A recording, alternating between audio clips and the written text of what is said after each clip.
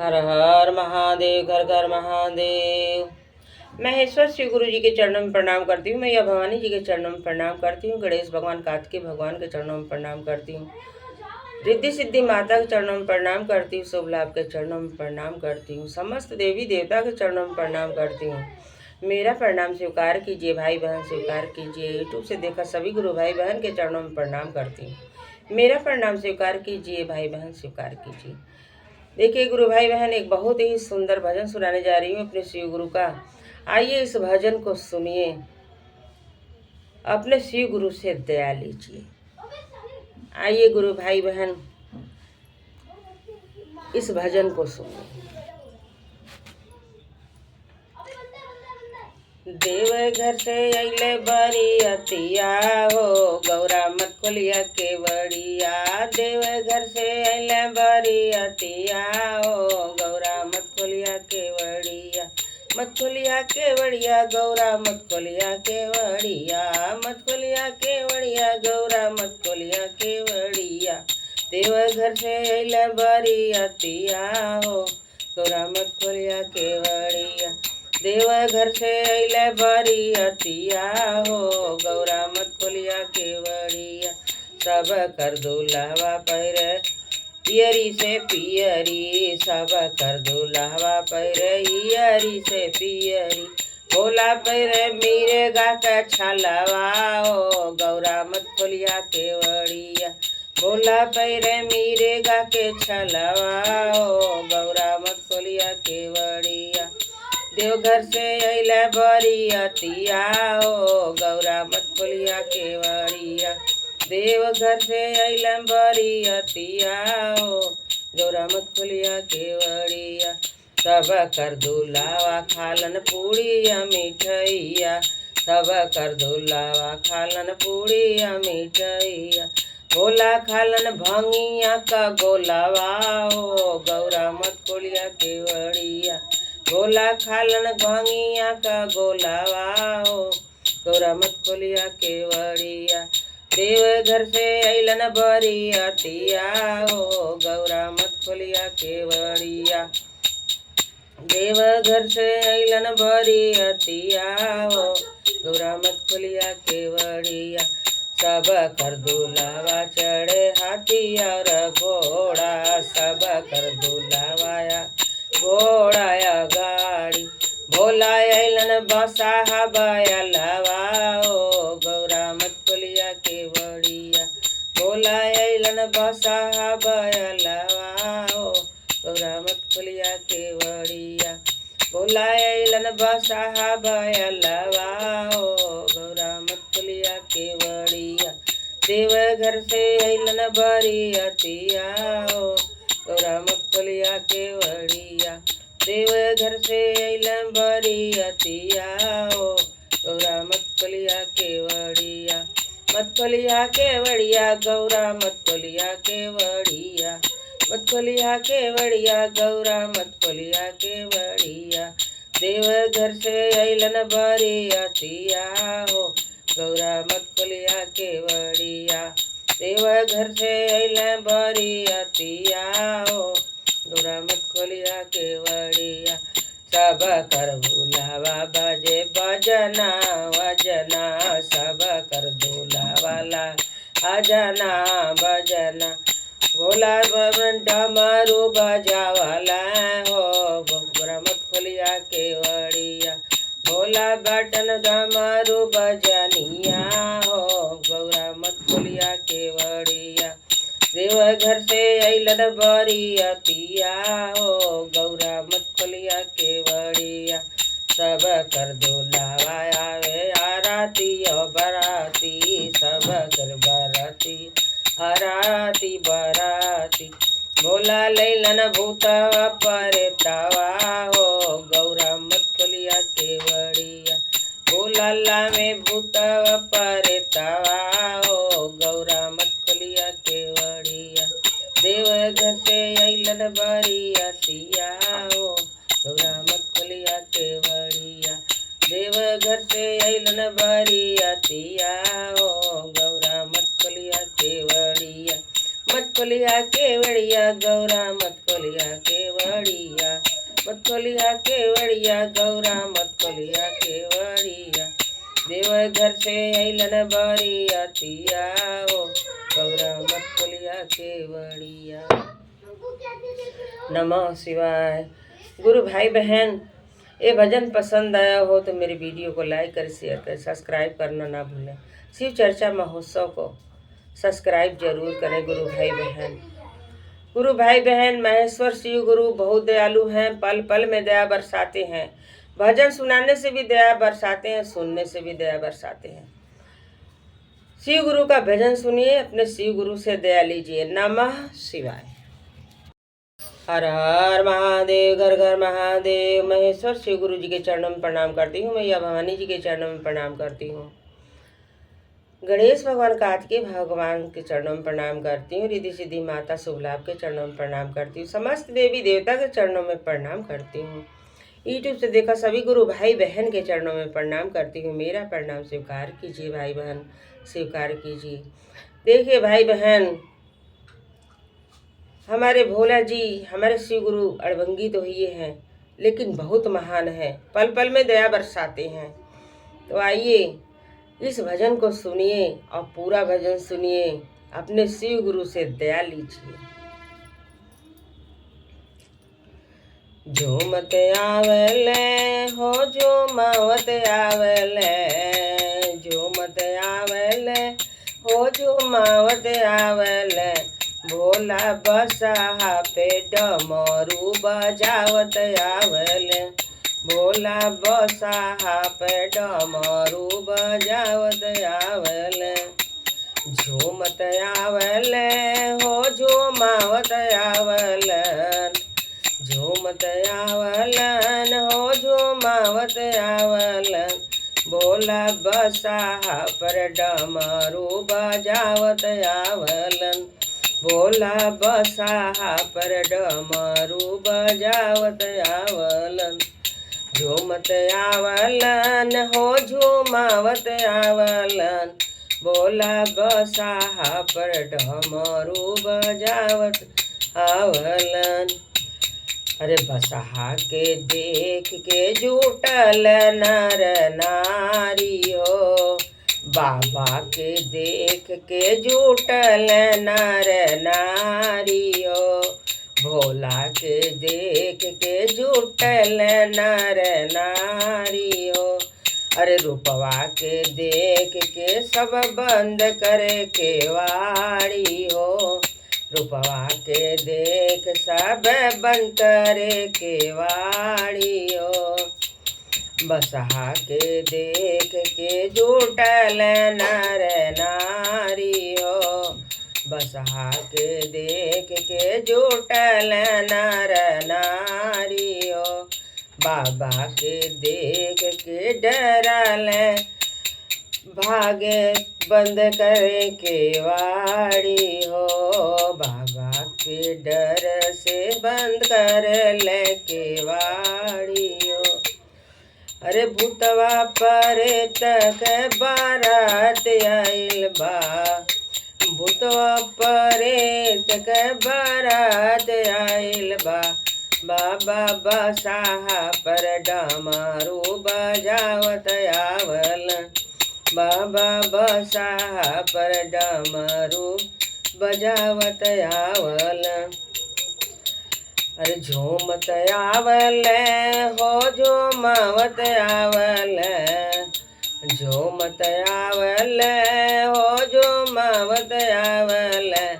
भोला बसहा पर डमरू बजावत आवेले, भोला बसहा पर डमरू बजावत आवेले। अरे लेके बारात जाबा गौरा के दुआर गईले, लेके बारात जब अब लेके बारात जब पहुँचे दुआरी पे, लेके बारात जब पहुँचे दुआरी पे।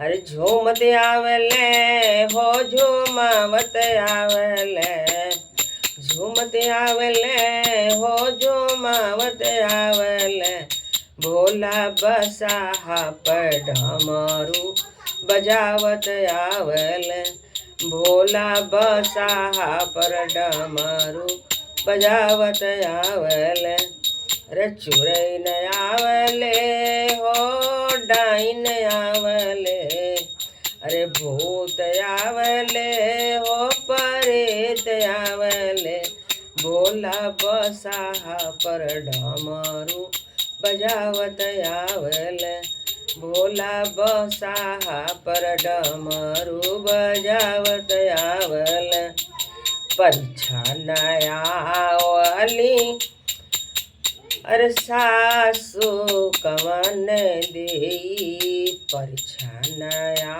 वाली सासु मैना देई अरे रूपवा के देखी डेरा जा मैना देई रूपवा के देखी डेराली मैना देई अरे सुपवा पवारली न मूसरा पवारली न पछवे पराइल जात आवेली अरे पछवे के भागत जात आवेली भोला बसाहा पे डमरू बजावत आवले भोला बसाहा पे डमरू बजावत आवले भोला बसाहा पे डमरू बजावत आवले झूमत आवले हो झूमावत आवले झूमत आवले हो झूमावत आवले भोला बसाहा पर डमरू बजावत आवले अंगना में बैठी बाबा मांगे लगले भांग हो अंगना में बैठी बाबा मांगले भांग हो अरे ही रंग देखी दिख भूलाले सब भांग हो यही सब देखी भूलाले सब भांग हो अरे भांगिया के देखी भांगेड़िया के देखी हो भांगिया के देखी भांगेड़िया के देखी हो मैं नरी सियालिन विवाह नहीं हो मैं नरी सियालिन विवाह नहीं होय भोला बसाहा पर डमरू बजावत आवले भोला बसाहा पे डमरू बजावत आवले कोई सूरत से ब्याह भी भइले हो कोई सूरत शिव से नूर डलले हो गईले गौरा के विवाह आवले हो गईले गौरा के विवाह आवले भोला बसाहा पर डमरू बजावत आवले भोला बसाहा पर डमरू बजावत आवले अरे झूमते आवले हो झूमावत आवले झूमते आवले हो झूमावत आवले भोला बसाहा पर डमरू बजावत आवले भोला बसाहा पे डमरू बजावत आवले भोला बसाहा पे डमरू बजावत आवले। नमः शिवाय। गुरु भाई बहन, ये भजन पसंद आया हो तो मेरी वीडियो को लाइक कर, शेयर कर, सब्सक्राइब कर लें। सब्सक्राइब करना ना भूलें गुरु भाई बहन। ये महेश्वर शिव गुरु का भजन है, ये सुनने से भी दया मिलता है, गाने से भी दया मिलता है। गुरु भाई बहन, हम सबको इन मानव जीवन में दया की ही ज़रूरत है। गुरु भाई बहन, अपने गुरु के दया के लिए हम सब भिखारी हैं। भीख मांगते हैं अपने गुरु से। हम तो भीख मांगते हैं गुरु भाई बहन, आप लोग मांगते हो ना मांगते हो। हम तो आठों पहर भीख मांगते हैं अपने शिव गुरु से। दया की भीख आठों पहर मांगते हैं गुरु भाई बहन। और उसी तरह मेरे पर दया भी करते हैं। बहुत दया किए हैं, बहुत दया किए हैं, बेशुमार दया किए हैं गुरु भाई बहन।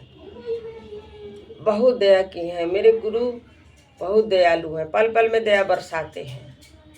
नमः शिवाय। हर हर महादेव, घर घर महादेव।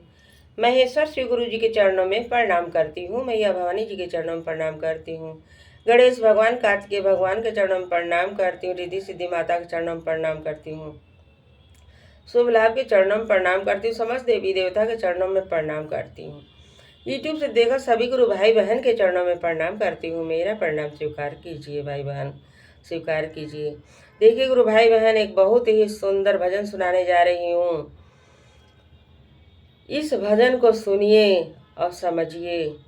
देखिए कि जैसे कहा जाता है कि हरि अनंत, हरि कथा अनंता, वैसे हमारे शिव गुरु हैं कि उनका अनेकों रूप, अनेकों बात, अनेकों भजन, अनेकों रूप में देखा जाता है। तो आइए इस भजन को सुनिए। ये विवाह गीत पर बना है गुरु भाई बहन। आइए सुनिए इस भजन को, अपने महेश्वर शिव गुरु से दया लीजिए।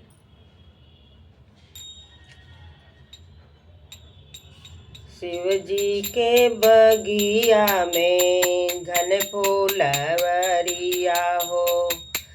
शिव जी के बगिया में घन फूलवरिया हो। एक भांगिया एक धतूर जी। शिव जी के बगिया में घन फूलवरिया हो। एक शिव जी के बगिया में घनी फूलवरिया हो। एक भांगिया एक धतूर जी। वही तर गौरा रानी डालली झलुआवा हो। वही तर गौरा रानी डालली झलुआवा हो। झूलत झूलत भैले रात जी। ओही बगिया गौरा डालले झलुआवा हो। झूलत झूलत भैले रात जी। शिव जी के बगिया में घनी फूलवरिया हो। एक भांगिया एक धतूर जी। ओही बगिया गौरा डालले झलुआवा हो। झूलत झूलत भैले रात जी। हंसी हंसी भोला हो सिनुरा लुटावेल। हंसी हंसी भोला हो सिनुरा उड़ावल। भरी गईले गौरा के मांग जी। हंसी हंसी भोला हो सिनुरा उड़ावल। भरी गईले गौरा जी के मांग जी। रोत रोत गौरा घरवा पहुँचली हो। रोत रोत गौरा घरवा पहुँचली हो। अम्मा से कहे एक बात जी। रोत रोत गौरा अम्मा लगे गईली हो। अम्मा जे पूछे एक बात जी। रोत रोत गौरा अम्मा लगे गईली हो। अम्मा जे पूछे एक बात जी। के न तो है मरले स गौरा के हो गरिया वाले सो के हो पूछे ला दिल का बात जी के तो है मरले स गौरा के गरिया वाले सो के हो पूछे ला दिल के बात जी नहीं कोई मरले से अम्मा नहीं गरिया वाले सो नहीं पूछे दिलवा के बात जी नहीं कोई मरले से अम्मा नहीं गरिया वाले सो नहीं पूछे दिलवा के बात जी शिव जी के बगिया में गनी फूलवरिया हो एक भांगिया एक धतूर जी शिव जी के बगिया में घनी फूलवरिया अम्मा एक भांगिया एक धतूर ओही बगिया हम डलली झलुआ हो झूलत झूलत भैले रात जी ओही बगिया में अम्मा डलली झलुआ हो झूलत झूलत भैले रात जी हंसी हंसी भोला जी सिनुरा ओढ़वले अम्मा भरी गईले हमर मांग जी हंसी हंसी भोला अम्मा सिनुरा ओढ़वलन भरी गईले हमर मांग जी चुप रहो चुप रहो चुप रहो गौरा हो भोला तो भैले मोर दामाद जी चुप रहो चुप रहो चुप रहो गौरा हो भोला जी भैले मोर दामाद जी। नमः शिवाय। गुरु भाई बहन, ये भजन पसंद आया हो भोला जी का, शिव गुरु का, तो मेरे वीडियो को सब्सक्राइब करना ना भूलें। शिव चर्चा महोत्सव मेरे वीडियो का नाम है। गुरु भाई बहन सब्सक्राइब करना ना भूलें। देखिए कि भोला जी कौन कौन सा लीला रचते हैं, कैसे कैसे गौरा जी से मिलते हैं, कैसे कैसे शादी करते हैं। लोग कहते हैं कि सबसे पहला संसार में प्रेम विवाह शिव गुरु ने किया है गौरा जी से, उसके बाद इंसान करना शुरू किया है। तो प्रेम करना गुनाह नहीं है, प्रेम करना गुनाह नहीं है, लेकिन प्रेम करके ठुकराना सबसे बड़ा गुनाह है। और गुरु भाई बहन अपने शिव गुरु से लगे रहिए, अपने शिव गुरु का आप चर्चा सुनिए, भजन सुनिए, अपने शिव गुरु से दया लीजिए। मेरे वीडियो को सब्सक्राइब करना ना भूलिए। नमः शिवाय। हर हर महादेव, घर घर महादेव। महेश्वर श्री गुरु जी के चरणों में प्रणाम करती हूँ। मैया भवानी जी के चरणों में प्रणाम करती हूँ। गणेश भगवान, कार्तिकेय भगवान, रिद्धि सिद्धि माता शुभ लाभ के चरणों में प्रणाम करती हूँ। समस्त देवी देवता के चरणों में प्रणाम करती हूँ। यूट्यूब से देखा सभी गुरु भाई बहन के चरणों में प्रणाम करती हूँ। मेरा प्रणाम स्वीकार कीजिए, भाई बहन स्वीकार कीजिए। देखिए भाई बहन, एक बहुत ही सुंदर भजन सुनाने जा रही हूँ। आइए इस भजन को सुनिए और समझिए। देखिए कि पत्नी अपने पति से कितना जिद करती है अपने बाबा के धाम जाने के लिए, कि जानती हैं कि परिवार में सास ससुर जेठ जेठानी और जहाँ मतलब ज्वाइंट परिवार रहता है, फैमिली रहता है, वहाँ कोई जल्दी जा नहीं सकता। तो देखिए कि उसका इतना इच्छा है बाबा के धाम जाने का, और शिव गुरु के यहाँ जाने का, शिव चर्चा में जाने का, लेकिन उसका पति ले नहीं जाता। अपने पति से किस भाव से, किस तरीके से कहती है, आइए भजन के माध्यम से सुनते हैं। काशी नगरिया में लागल बा मेला, बलम हो ले चला बाबा के धमवा, बलम हो ले चला बाबा के धमवा।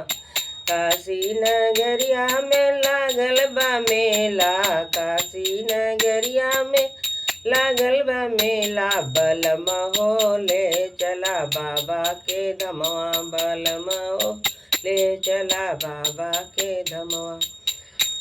कैसे कहे धन तोय समझाई, कैसे क मोर धन तोय समझाई, माइया बाऊ हमर जइह ऋषियाई, माइया बाऊ हमर जइह ऋषियाई। अब ही पड़ल बाटे घरवा क कमवा, धन हो कैसे चली बाबा के धमवा, धन हो कैसे चली बाबा के धमवा। अरे बाबू के अपने अफिंगिया खियादा, बाबू के अपने अफिंगिया खियादा, माई के अपने तू नैहर पहुँचादा, माई के अपने तू नैहर पहुँचादा। बलम हो ले चला बाबा के धमवा, बलम हो ले चला बाबा के धमवा, बलम हो ले चला बाबा के धमवा। कैसे कहे धन तोय समझाई, कैसे क मोर धन तोय समझाई, भैया भौजी हमर जइह गुसियाई, भैया भौजी हमर जइह ऋषियाई। अब ही पड़ल बाटे घरवा क कमवा, धन हो कैसे चली बाबा के धमवा, धन हो कैसे चली बाबा के धमवा। भैया के अपने तू बाहर भेजादा, भैया के अपने तू बाहर भेजादा, भौजी के अपने तू अलगे करादा, भौजी के अपने तू अलगे करादा। बलम हो ले चला बाबा के धमवा, बलम हो ले चला बाबा के धमवा। अरे कैसे कहे धन तोय समझाई, कैसे कहे धन तोय समझाई, भैया भाभी हमर जइह ऋषियाई। धन हो कैसे चली बाबा के धमवा, धन हो कैसे चली बाबा के धमवा। अरे धन हो कैसे चली बाबा के धमवा, बलम हो ले चला बाबा के धमवा।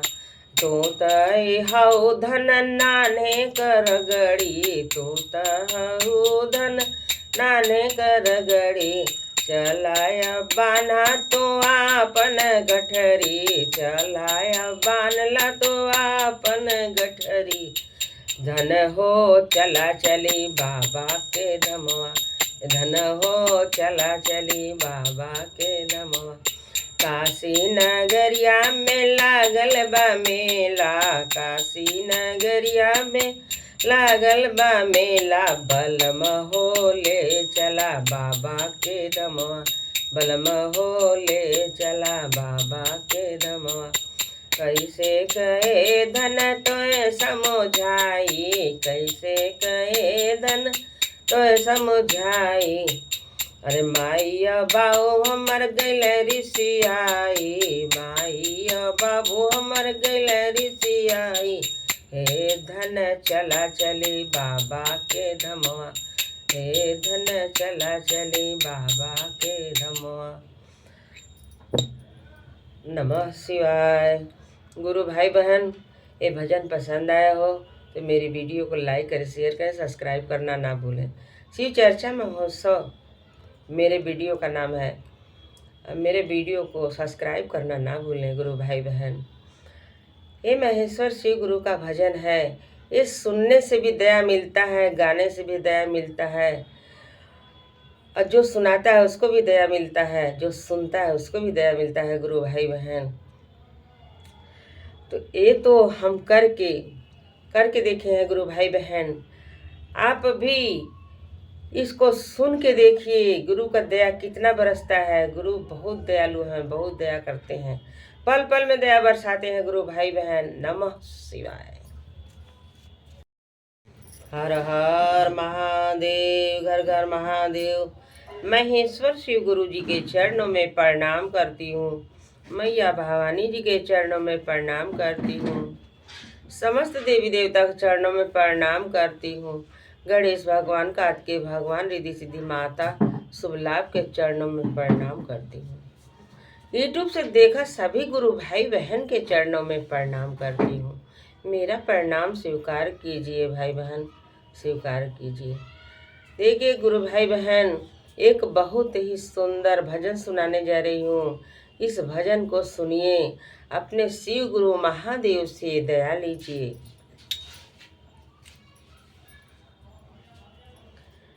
टूट गईल कंगना जोड़ाई कैसे, टूट गईल कंगना जोड़ाई कैसे, अरे रूठ गईल शिव गुरु मानाई कैसे, हमार रूठल बाटे शिव गुरु मानाई कैसे, हमार रूठल बाटे भोला जी मानाई कैसे।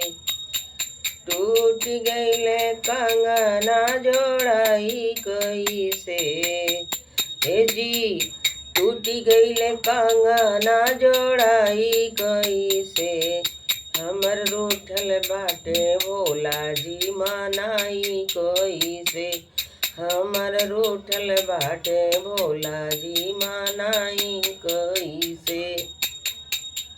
भोला के दुआरिया पर आन्हरा पुकारेला, भोला के दुआरिया पे आन्हरा पुकारेला, अनरा के नयन दिलाई कैसे, हे जी अनरा के नयन दिलाई कैसे, हमर रूठल बाटे भोला जी मानाई कैसे, हमर रूठल बाटे भोला जी मानाई कैसे।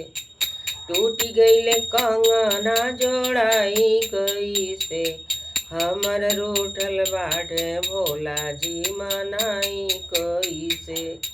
भोला के दुआरिया पर कोढ़िया पुकारेला, भोला के दुआरिया पर कोढ़िया पुकारेला, कोढ़िया के काया दिलाई कैसे, हे जी कोढ़िया के काया दिलाई कैसे, हमर रूठल बाटे भोला जी मानाई कैसे, हमर रूठल बाटे भोला जी मानाई कैसे। टूट गईले कंगना जोड़ाई कैसे, हे जी टूटल बाटे कंगना जोड़ाई कैसे, हमर रूठल बाटे भोला जी मानाई कैसे। भोला के दुआरिया पर निरधन पुकारला, भोला के दुआरिया पे निरधन पुकारेला, निर्धन के माया दिलाई कैसे, हे जी निर्धन के माया दिलाई कैसे, हमर रूठल बाटे भोला जी मानाई कैसे। टूट गईले कंगना जोड़ाई कैसे, हमर रूठल बाटे भोला जी मानाई कैसे। भोला के दुआरिया पर लंगड़ा पुकारेला, भोला के दुआरिया पर लंगड़ा पुकारेला, लंगड़ा के पैरा दिलाई कोई से। हे जी लंगड़ा के पैरा दिलाई कोई से। हमर रूठल बाटे भोला जी मनाई कोई से। टूटी गईले कंगना जोड़ाई कोई से। हमर रूठल बाटे भोला जी मनाई कैसे। भोला के दुहरिया पे कन्या पुकारेला। भोला के दुहरिया पे कन्या पुकारेला। कन्या के घर बर दिलाई कैसे। हे जी कन्या के घर बर दिलाई कैसे। हमर रूठल बाट भोला जी मनाई कैसे। हमर रूठल बाट भोला जी मनाई कैसे। टूट गईले कंगना जोड़ाई कैसे। हे जी टूट गईले कंगना जोड़ाई कैसे। हमर रूठल बाट भोला जी मनाई कैसे। भोला के दुहरिया पर सीसिया पुकारेला। भोला के दुहरिया पर सीसिया पुकारेला। सीसिया के दया दिलाई कैसे। ये जी सीसिया के दया दिलाई कैसे। हमर रूठल बाट भोला जी मनाई कैसे। हमर रूठल बाट भोला जी मनाई कैसे। टूट गईले कंगना जोड़ाई कैसे। हे जी टूट गईले कंगना जोड़ाई कैसे। हमर रूठल बाट भोला जी मनाई कैसे। हमर रूठल बाट भोला जी मनाई कैसे। नमः शिवाय। गुरु भाई बहन ये भजन पसंद आया हो तो मेरे वीडियो को लाइक करें, शेयर करें, सब्सक्राइब करें। सब्सक्राइब करना ना भूलें गुरु भाई बहन। देखिए गुरु भाई बहन एक शिव गुरु ही महान है कि हम सब शिव गुरु के जरिए ही इस दुनिया में आए हैं और जन्म से लेकर मृत्यु तक उनका जिम्मेदारी होता है गुरु भाई बहन। तो अपने शिव गुरु से दया लेने के लिए ये भजन को सुनिए और मेरे शिव चर्चा महोत्सव चैनल को सब्सक्राइब कीजिए। नमः शिवाय।